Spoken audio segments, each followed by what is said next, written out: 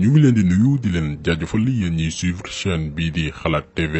ñu leen di dalalaat ci seen jàngatu bés bi.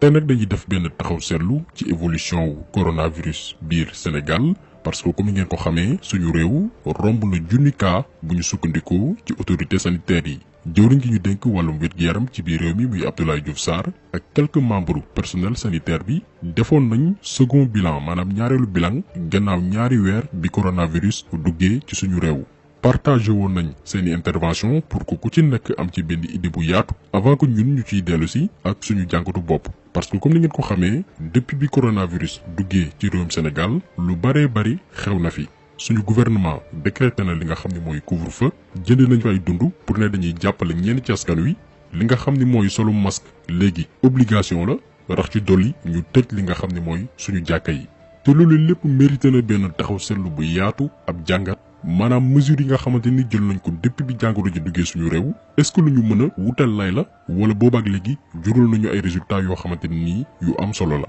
ak fan la ñu nar a jëm fekk ay weer.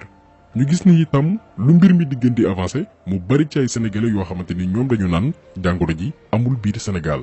tey malgré résultats yi nga xamante ni ñu ngi koy joxe bés bi yàlla sàkk bari na ci ay sénégalais yoo xamante ni ñoom ba léegi gëmuñ ni jàngoro ji mi ngi ci biir réew mi. loolee tamit mérité benn taxaw seetlu maanaam lan moo ko waral lu tax engouement bi nga xam ne moo amoon bi jàngoro ji di soog a dugg ci Sénégal commencé wàññeeku. lan la ñu waxul askan wi maanaam di leen ko nëbb ci jàngoro ji nga xam ni mi ngi ne xuus ci suñu réew te xamuñ kañ la ñuy abal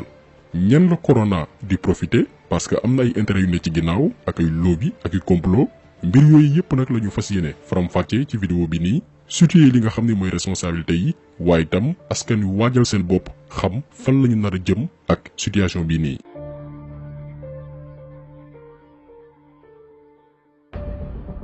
balaa dara nag li ñu njëkk a def mooy dalal xelu sénégalais yi lan moo tax ñuy dalal xelu sénégalais yi parce que ñun dañu jàpp ni jarul tey ñuy xët-xëti di tiital askan wi bu ngeen seetloo depuis un certain temps moo xam ci suñu page Facebook wala ci chaîne YouTube bi amatuñu habitude di partager communiqué yi nga xamante ni ministère bi mi ngi xëy di ko joxe. parce que li ñu mënul comprendre mooy bés bi yàlla sàkk ñuy fexe ni ñuy tiitalee askan wi alors que bu ñu demee ci action yi maanaam ci wàllum jëf. gouvernement bi depuis bi jàngoro ji duggee suñu réew posé wul ay actes yoo xamante ni actes yu concret la yuy wane ni ñii taxaw nañ temm ngir xeex jàngoro ji.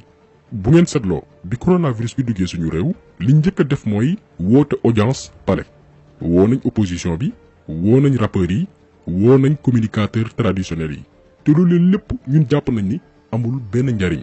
bañ na ko sax ba kenn ci opposition bi muy Ousmane Sonko bi mu génnee woon palais ci audience bi li mu wax mooy. fond bi ñu nar a teg ngir xeex jàngoro ji nañu caytu dërëm bu ci nekk fan lay jaar maanaam transparence mais lan moo ci topp dañoo commandé ceeb pour duufal poche ay hommes d'affaires joxe ay marché ci violer li nga xamante ni mooy suñuy loi kon ñun jàpp nañ ni teew gi opposition bi demoon palais amul woon benn njariñ parce que la ñu digaloon président lépp dara jëfuñu ko ci.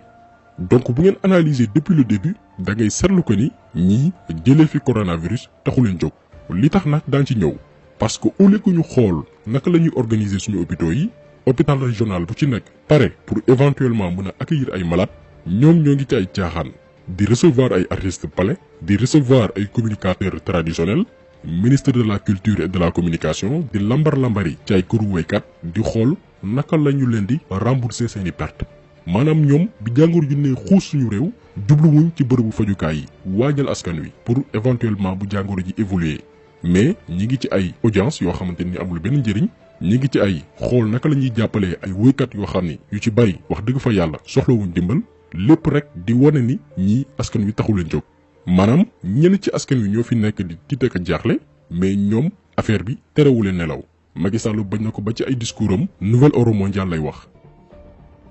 Il est temps de travailler ensemble à l'avènement d'un nouvel ordre mondial, à l'avènement d'un nouvel ordre mondial, à l'avènement d'un nouvel ordre mondial qui met l'humain et l'humanité au cœur des relations internationales. moom chef am lay waxal li mu junj chaque fois mooy benn projet sataniste boo xamante ni ñun suñu réew yi kese ñoo ci nar a loru. dinañ leen wan ci vidéo bii nii quelques exemples maanaam depuis bi coronavirus bi duggee suñu réew naka la Macky Sall di toppee Emmanuel Macron ci ay décisions maanaam moom musul jël ay responsabilités am depuis bi jàngoro ji duggee ci biir réew mi day toog xaar ba Emmanuel Macron jël ndogal balaa 48 heures wala ñu teg ci quelques fan mu jël même décision bi maanaam toppandoor daañu leen wan ci kanam pour que ngeen xam ñun Sénégal amuñu président.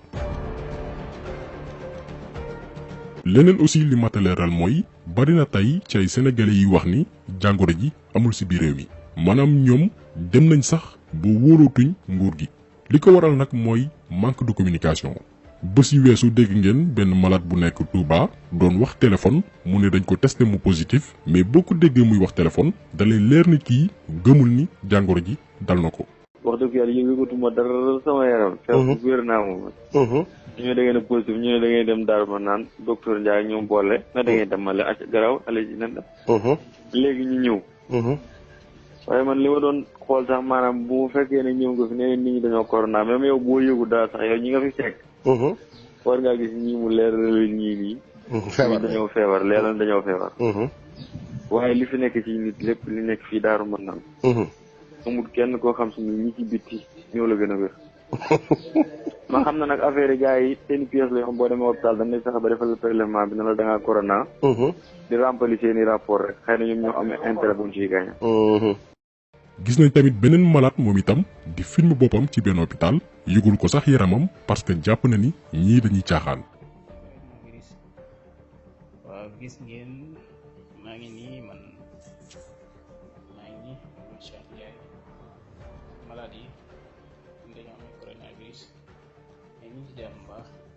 mais loolu lépp li ko waral mooy manque de communication nit ki pour que mu conscient maanaam yeewu ci benn mbir il faut que mu xam loolee nga koy ragalloo mu xippi bëtam xam loolee mooy lan. malheureusement nag Sénégal dañoo lajj ci communication bi jëm ci li nga xam ne mooy xeex corona ñun suñu kàddu démb mooy suñu kàddu tey wax ni sénégalais yi coronavirus amul ci réew mi mooy mettre nga leen en danger jàngoro ji mi ngi ci biir réew mi xam nañ ñi mu dal ñu génn àdduna xam nañ ñi mu dal ñu wér xam nañ ñi mu dal itam te ñu leen di topp ci bërëbu fajukaay yi mais fan la problème bi nekk lu tax mu am ay doomi aadama yoo xamante ni dañ leen di testé ñu ne dañu positif ñoom ñu ne dara dalu leen parce que yëgun dara ci seen yaram li waral loolu mooy ministère de la santé seen campagne de communication yi boo leen ko seetloo yëpp booy xool dañ ko tënk ci bu la coronavirus dalee da ngay sëqat sa yaram day tàng da ngay am jafe-jafe nooyi sa put day métti dëgg la loolu lu wér la am na mais lu ñu waxul askan wi dès le début maanaam ci njëlbeen mooy lu ëpp ci doomi aadama yi nga xamante ni coronavirus da leen di dal du ñu présenter benn symptôme ñoom la ñuy woowee les asymptomatiques bu ñu jëlee benn jàngat boo xamante ni université Florence bu nekk Italie moo ko def parce que ñun Sénégal malheureusement mënuñu sukkandiku ci benn étude bu fiable pour leeral askan wi détail yooyu noonu dañuy xëy rek nañu def nañ nangami test nangami doomi aadama ñoo positif am na ñu wér pare dem seen yoon ñun suñu ministère loolu kese la sekk ak ñun moo tax bu ñu jël exemple dañuy jël exemple ci yeneen réew bu ñu sukkandikoo ca yeneen réew yoo xamante ni ñoom dañuy def ay études yu fiable di ko xamal seen askan ñoom dañu xam ne ni jàngoro jii di corona boo jëlee téeméeri doomi aadama yu mu dal 50% yi jàpp 75% yi maanaam téeméer yu jël juróom fukki yi jàpp juróom-ñaar fukk ak juróom yi ñooñu duñu présenter dara loo xamante ni day duróog jàngoro ji nga xam ne mooy corona mais problème bi mooy ñooñu dañuy wàlle duñu manifester benn jagadi te ñooñu ñoo ëpp ci ñi nga xamante ni corona ñoom lay dal malheureusement nag Sénégal xamuluñu askan wi loolu lépp chaque fois ministère de la santé seen communication moo xam ci wàllum sport yi nga xam ne ñu ngi koy jàllale ci suñu télévision yi dañu naan corona bu la dalee nii lay def sa yaram loolu kese la lay wax ne la moytul lii moytul lee su ko defee nag ab doomi aadama boo xamante ni moom loolu la jàpp maanaam looloo def ci boppam que ni corona bu la dalee sa yaram day tàng da ngay sëqat nii ak nii lay manifesté woo kookee bu ñu ko testé ba ni ko jàngoro ji dafa dal te moom sentirul dara ci yaramam yoon la kooku noonu ne moom dara dalu ko parce que xamul te ñi ko war a xamal jàppale wuñ ko ngir mu xam loolu mooy problème bi actuellement nguuru Sénégal dañu lajj ci communication bi nga xamante ni moom la ñu jagleel corona. tey bu ñu defoon dépistage en masse dinañ xam ni ay junni sénégalais amee nañ jàngoro ji di ko doxaale te xamuñ ci woon dara am na ñoo xamante ni dal na leen ba ñu wér te xamuñ ni amoon nañ jàngoro ji. parce que bu ñu sukkandikoo ci yenn études yi gannaaw suñu recherche bu la virus bi duggee dañ la naan da ngay noppalu di naan lu bari boole ci di lekk ay ñam yoo xamante ni bari na ferñeent di def ay activité physique maanaam sport loolu lépp boo ko boolee ay fan sans que sax nga jël li nga xam ne mooy ay garab virus bi day disparaître.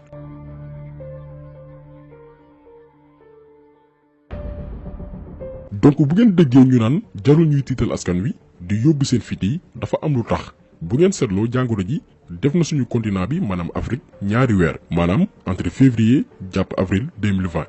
mais boobaak léegi Afrique mi ngi am lu toll ci 37000 cas te ci 37000 cas yooyu noonu ñu ci ëpp wér nañ 1600 maanaam junneeg juróom-benn téeméer ñoo ci ñàkk seen bakkan.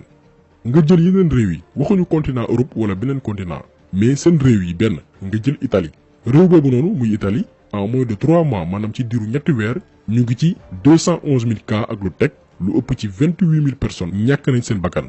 nga jël également réew mu mel ni France ñoom itam ci diiru ñetti weer ñu ngi ci lu ëpp 131000 cas lu ëpp 24000 personnes ñàkk seen bakkan. maanaam bu ngeen seetloo virus bi ni muy évoluer seeni réew ak lim fay rey defu ko suñu réew yi et pourtant ñooñu gën a baax lay hôpitaux ëpp ñu personnel médical. mais li waral loolu lépp mooy bu ngeen seetloo jàngoro ji ñi féete mag lay gën a sonal et la plupart ñi muy faagagal ñu ci bari amee woon nañ benn xeetu feebar boo xamante nii moo leen gën a sonal yu ci mel ne ay diabète maladie respiratoire ak ay yeneen xeeti jàngoro. maanaam ñu ci bari feebar bi day ñëw fekk leen ñu am beneen jagadi ci seen yaram mu far jekkali leen te la plupart ay mag la ñuy doon. bu ñu jëlee exemple Sénégal ñi ñàkk seen bakkan ñëpp ñu ngi am entre 58 ans jàpp 88 ans maanaam juróom fukki at ak juróom-ñett jàpp juróom-ñetti fukki at ak juróom-ñett ci ñu ñàkk seen bakkan ñëpp. waxuñu nag du rey xale parce que am na yeneen réew yoo xamante nii bari nay ndaw yu mu jël seen bakkan mais ni muy sonalee mag du ko def noonu xale. demal nga vérifier dëkk yëpp ñi muy jël seen bakkan mag ñi ñoo ci ëpp te bu ñu jëlee ñun suñu réew yi maanaam Afrique lu ëpp ci suñu askan amuñu 25 ans. 60% wu population bi maanaam téeméer ñoo jël ci suñu askan juróom benn fukki yi amaguñu ñaar fukki at ak juróom maanaam suñu réew yi dafa bëri ay jeunes ñoo gën a mën a résister jàngoro ji nga xam ne mooy corona. loolu tey moo sabab résultat yi fii gën a néew yeneen continent yi moo xam Europe wala Amérique. donc bu ñu sukkandikoo ci yeneen réew xool li nga xam ne moo xew ñun itam suñuy réew te ñoom ñu ëpp ay moyens. jarul ñuy yóbbu askan wi ci yenn sentiment yoo xamante ni daanaka du yóbbu seen fit. problème mu corona suñu réew yi mooy manque de communication boo gisee ñu bari gëmuñ ni jàngoro ji am na mooy xamaluñ leen communication bi yëpp booy xool lañ koy yemale ci de leen raxasu bàyyi di joxe loxo di sëqat ak sa concu ak yu ni mel. en plus en complicité ak yenn médias yi ñuy fexe di tiital askan wi mais tiital bi yëpp dafa am luñ ci jublu te loolu faaw ñu xamal ko sénégalais yi liñ ci jublu mooy xamal ñëpp ne. da ngeen di dee comme ni ko Antonio Guterres waxe woon naan ay millions yi africains dinañ dee ci coronavirus bu ko defee nag ñun suñu fi di dem parce que ñoom loolu mooy seen ambition bu ñu sañoon corona bi rey fi ay millions yi doomi aadama ñëpp tiit su ko defee ñu forcer ñu ay vaccin il faut que ñu tiital africains yi ba ku nekk yaakaar ne yow suba da ngay ñàkk sa bakkan léegi nag bu ko defee daañu mëne seeni campagne de vaccination par force en complicité ak organisation mondiale de la santé ci jàppale suñu njiit déglu leen fii Emmanuel Macron laata ñuy ñëw tënk ay kàddoom. Plusieurs autres sujets et initiatives communes ont aussi été poussées sur l'Afrique, où la volonté de tous les partenaires européens est bien d'avancer ensemble. Nous avons, vous le savez, lancé une initiative à l'issue du dernier G20. J'ai eu l'occasion de m'entretenir avec l'Union africaine, plusieurs chefs d'État et de gouvernement, et nous avons signé avec plusieurs dirigeants africains, européens, une initiative en 4 axes pour l'Afrique, et celle-ci est soutenue fortement par l'Union européenne. Nous avons aussi une volonté commune d'avancer sur les diagnostics, traitements et vaccins. Et sur ce sujet, nous avons là aussi engagé depuis plusieurs semaines un travail en profondeur avec l'Organisation mondiale de la santé, plusieurs fonds thématiques, des grandes organisations et fondations publiques et privées. discours bi ni Emmanuel Macron mi ngi ko teniree woon gannaaw benn conseil européen ci ayu bés yi weesu ngir ne dañuy xeex jàngoro ji di corona. ñu ne moom Emmanuel Macron mooy wax xaatim nañ ay accord ak ay njiital réewu Afrique pour xeex jàngoro ji te itam daañ ci lëkkaloog OMS ngir amal ay vaccin. waxoon nañ ko ci benn vidéo il faut que ñu comprendre lan mooy programme jaamu Lucifer yi maanaam jaamu seytaane yi. seeni pexe moo nekk créer ay problème pour ñëw indi ay solution maanaam dugal askan wi ci guuta ba ñu tiit jaaxle sonn ñu ne leen nag solution yaa ngi nii comme ni ko wolof di waxee rek kuy daanu ci teen boo ko tàllalee ab jaasi mu jàpp si donte da koy gaañ. bëgg nañ yóbbu fitu askan wi ba ëllëg buñ ñu indilee ay vaccin yu jël parce que dañuy tiit dañuy jaaxle te fa lañ jëm parce que Macky Sall umpul kenn ne booyu Macron la moom sikkim la gestu ma ko yóbbaale gëmul boppam gëmul ay doomi réewam li ñu métti rek mooy dina yóbbaale suñu réew dugal ko ci combat boo xamante ni ñun du suñu bos bu ñu jëlee continent bi nga xam ne mooy Europe ñoom fi ñu toll nii war nañu tal leneen lu dul naan dañuy dimbali ay réew te loolu docteur Pape Moussa Thior def na ci benn intervention bu am solo bañ ko invité woon ci i rajo. gis nañu dalal xelu nit ñi. lii yàlla moo ko wàccee waaye suturaal nañu feebar bi su defoon na mu def Espagne France ak fii doo toog fi ma toog fii Alsaan. yàlla bu la defalee sutura da nga koy xam suñu borom daf ñoo defal sutura ci feebar bii. léegi nag ñan ñoo ñuy tiital occidentaux yi ñoo ñuy tiital oui def leen lii plan de contingence nii ñu financé leen te kaay ma wax la keroog dama wax ne feebar bi ñun dafa ñu waroon a fekk ñu jóg taxaw parce que occidentaux yi ils ont un genou à terre. ñun ñoo war a taxaw. tey bu ñu soxlaa masque ñu defar ko jaay leen ko bu ñu soxlaa gel ñu defar jaay leen ko bu ñu soxlaa même ay respirateurs ñu defar ko en Afrique jaay leen ko parce que on a les capacités mais au contraire qu'est-ce qui s'est passé ñoom tiital nañu nax ñu ba ñu normeelu ak ñoom ñu roof ñu galgal kaay ma wax la galgal bi xam nga lan la. plan de contingence 1000 milliards ñaata la ci banque mondiale dugal ak fonds FMI. bari na. xaalis boobu dañ ñu ko may. xam nga da nga koy fay sa doom la koy fay. galgal gaa ngoog. maanaam li doomi aadama yi war a comprendre mooy Europe fi mu toll nii dañoo nërmeelu feebar bi li muy def ci seeni réew du ko mës a def Afrique macha allah parce que am nañ population boo xamante ni ay ndaw lañ ñu ci ëpp suñuy dirigeant waroon ci profito maanaam ci richesse boobu nga xam ne am nañ ko ak mën a résister jàngoro jooju noonu comprendre que ni mën nañu demal suñu bopp. artémisia mi ngi fi ñu ngi koy bay ci Tiwaawan ak yeneen dëkk ci biir réew mi te amul sikki sàkk ni day faj jàngoro ji di corona. Macky Sall waroon nekk tey leader maanaam ab njiit dooleel chercheur di seen xam-xam màcc ci wàllum paj ñu am suñuy traitement di defar suñuy masque récemment gis nañ ay étudiants yi nga xamante ni ñi ngi école polytechnique bu Thiès ñu ne ñoom dañuy defar li nga xam ne mooy respirateur artificiel ñu waroon leen dooleel di ci produire di jaay bitim réew comme ni ko docteur Pape Moussa Thior waxee Macky Sall dëddu loolu lépp ne man sama chef Emmanuel Macron laay xaar. da ngay seet jeudi 2 avril 2020 ñu ngi amoon seulement 195 cas maanaam téeméer ak juróom-ñeent fukk ak juróomi cas ñu doon xaar ay actes yu concret tukkee ci Macky Sall mais lan la Macky Sall def dafa def benn tweet ne déggoon ak Emmanuel Macron pour xool naka la ñu lëkkaloowee ak France pour xeex jàngoro ji alors que période boobu noonu France mi ngi ci guddi gu bët setagul ñu ngi tolloon ci 26 246 cas lu toll ci 4503 personnes maanaam ñeenti junni ak juróomi téeméer ak ñetti doomi aadama ñàkk nañ seen bakkan Allemagne sax ñoo leen ñëwoon di leen wallu maanaam yow kuy waaje sukuraat France nekk ci guddi gu bët setagul nga dem di ko jébbal sa bopp alors que yow yaa ko tane mën nga koo dimbali bu fekkoon ni gëm nga say doomi réew te nekkul la première fois Macky Sall di xaar Macron depuis bi coronavirus commencé tasaaroo ci àdduna bi jamono ji nga xamante ni ñu ngi tëj ñun Sénégal suñu frontière dañu bàyyi ba dëkk yëpp tëj seeni frontière ñuy soog a jël ndogal maanaam ñun mënoon nañu sax bañ a bind wala di def communiqué wax ni benn vol dootul dem ak dikki suñu réew parce que même bu ñu waxul woon ni Sénégal tëj na ay frontière am yeneen réew yi ñoom dakkal nañ seeni vol jëmale ci Sénégal alors que bu ñu teeloon jël suñuy responsabilité dakkal bépp vol boo xamante ni mi ngi jugee wala di dem ci dëkk yi nga xamante ni coronavirus bi ma nga fa duñu yegsi ci situation bii nii doomi France moo njëkk a dugal jàngoro ji ci biir réew mi taxul Macky Sall jël ndogal pour dakkal dem ak dikk ci réew bii di France parce que Macky mi ngi bañ Macron mer jeudi 12 mars France tëj ay école am ak ay université am gannaaw suba ga maanaam samedi 14 mars Macky Sall toppat Macron maanaam toppandoor tëj école yeeg université sénégalaise yi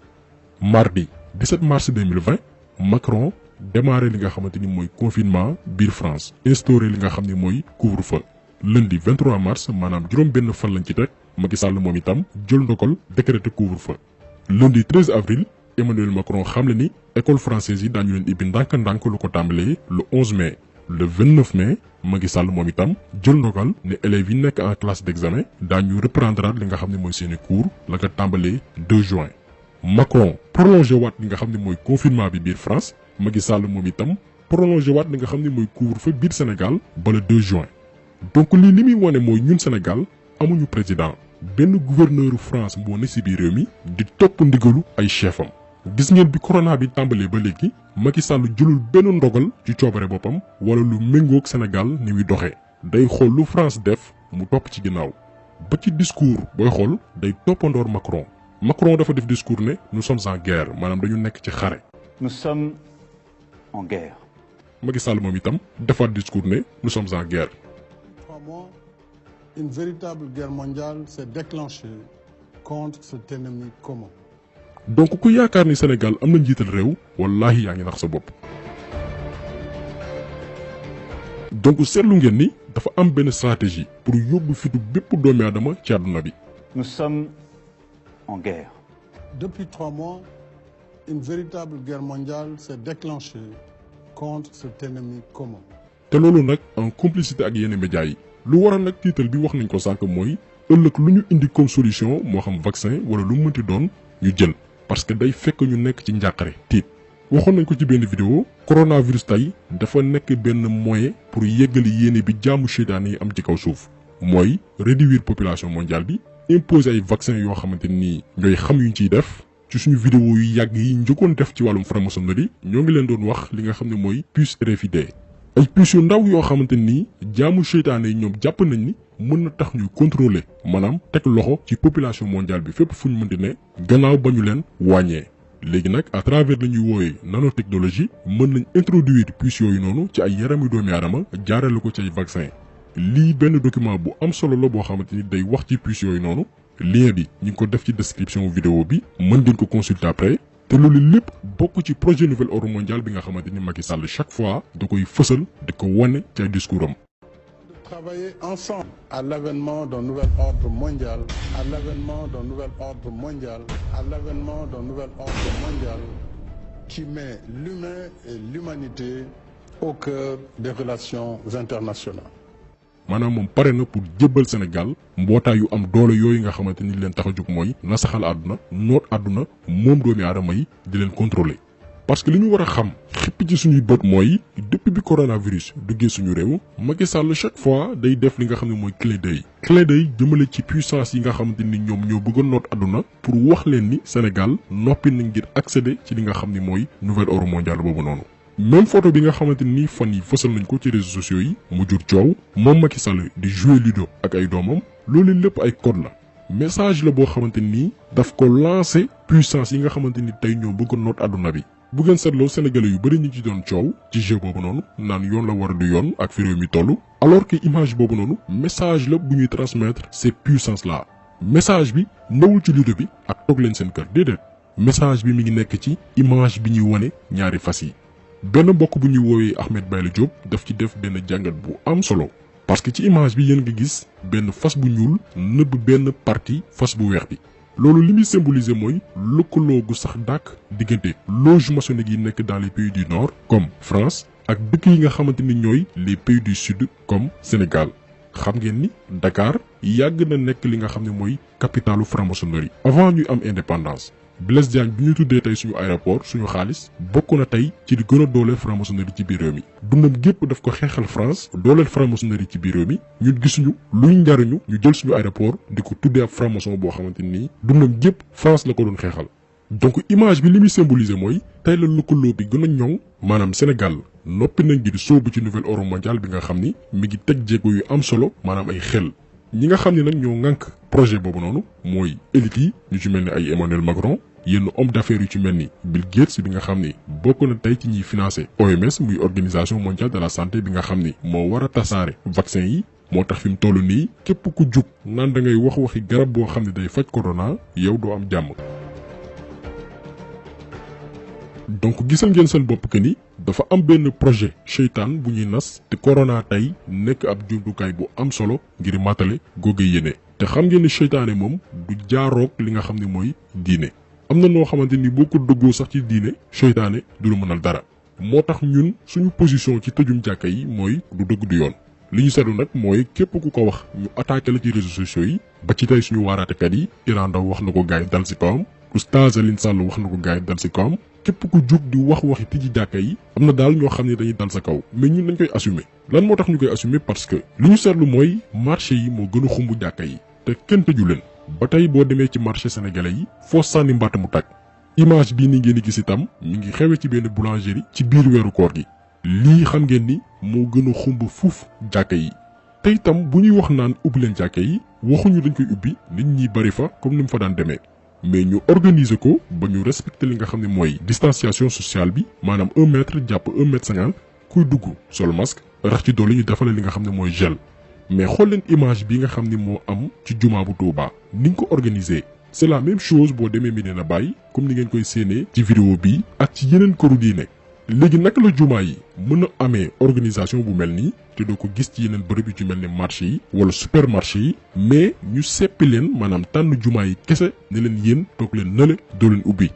te même bu dul dara jumaa mooy bërëb boo xamante ni képp ku fay dem di nga set mais tamit di nga yor njàpp mais buñ ci boole li nga xam ne mooy solu masque nit ñi bañ a dancaloo comme ni ngeen ko gisee ci image bii nii boole ci kuy dugg ñu defal la gel limité doomi aadama yi nga xamante ni ñuy dugg mais problème du am te loolu booy xool mooy gën a organiser sax li nga xam ne mooy marché yi ak yeneen bërëb yi nga xam ne ba tey ñu ngi ubbi donc il faut que sénégalais yi rawatina jullit yi yeewu xam ni seytaane bu nekkee ci yoon diine daf koy faagagal te fi mu toll nii seytaane mi ngi teg jéego yu am solo ci suñu réew yenn ci imaam yi nax nañ leen parce que comprendre ñu enjeux mondiaux yi te il faut que kilifa yi wax parce que lii kañ la nar a dakk kenn xam ko ndax jàkka yi dootul ubbeeti Sénégal ndax doomi aadama yi dañuy toog di seetaan en tout cas li wér te wér mooy ëllëg lu mënti am ci safaan ku ci nekk na xam ni am nga ci part de responsabilité.